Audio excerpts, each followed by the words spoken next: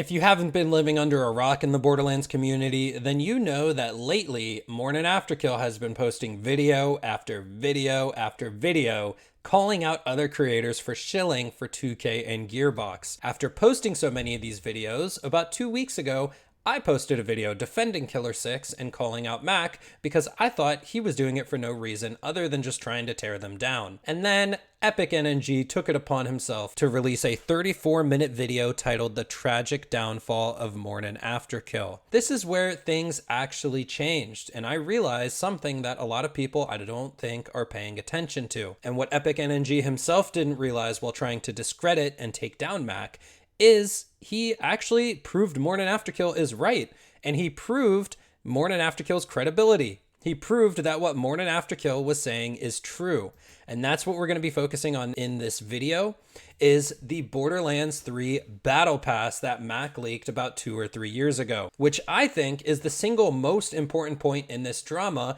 that destroyed Mac's credibility in the Borderlands community. For those of you who don't know, about 2-3 years ago, MorninAfterKill posted a YouTube video leaking a potential battle pass that they wanted to bring to the game. And when he did this, it got copyright striked, it got taken down, and a lot of people in the community were calling him a liar.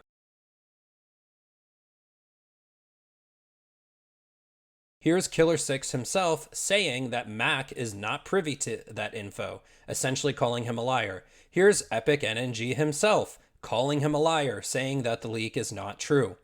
Now, the problem with this Epic, and you didn't realize this, but in your newest video, you actually gave us more information proving it to be true. And you basically said it yourself that it's true. Let's go ahead and listen to what you have to say about it now. Mac was invited into a private call or meeting with people from 2K and other Borderlands creators who were under an NDA, which is a non-disclosure agreement. And within this call, they were being showed a bunch of future content plans. Now, I'm not going to show all of this because obviously it would get me in a lot of trouble because it is confidential information.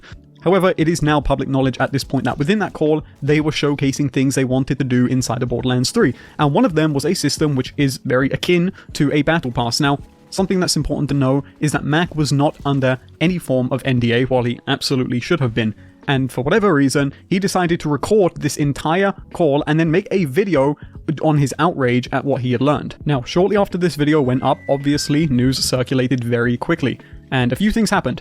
Firstly, what happened is the people who he got this information from, being 2K, very, very quickly had his video taken down. They went over there and took it down. Obviously, being confidential information, it was not allowed to be out there. How they did not sue him, I do not know, but I'm gonna guess it's probably because the 2K representative did not NDA him. This obviously made a major loophole and allowed Mac to get off scot-free, and I believe shortly after, this person at 2K, who I'm not gonna name, they actually were fired. All right, and from that point in the video, in Epic's own words, multiple creators were invited to this call, but Mac was the only one not under an NDA. The information he leaked got taken down because it was confidential. The employee at 2K who didn't put Mac under an NDA was fired.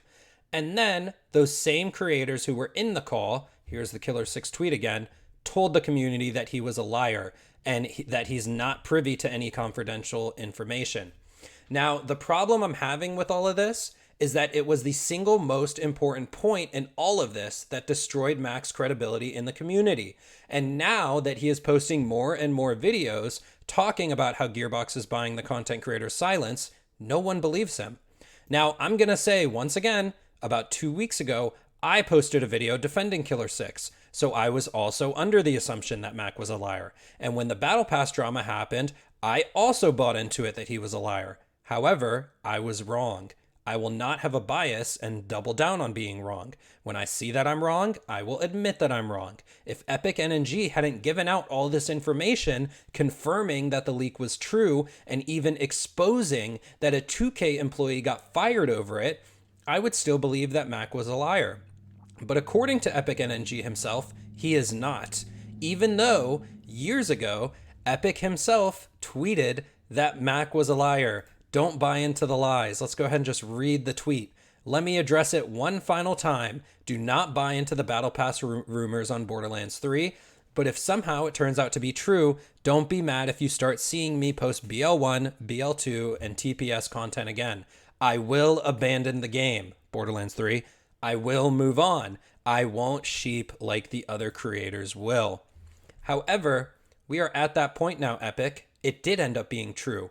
And what are you doing? You are shilling and sheeping. Now, the other thing I think we should be asking ourselves is, why did Mac leak this information? He knew he could get into legal trouble. He knew he could get copyrighted on his YouTube channel. He knew that it's very possible that the community could go against him.